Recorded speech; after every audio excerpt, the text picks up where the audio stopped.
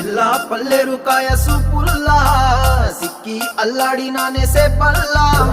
పసిడి పచ్చాని అరసే తుల్లా ధర పోస్తా ప్రాణాలు తానే అడగాల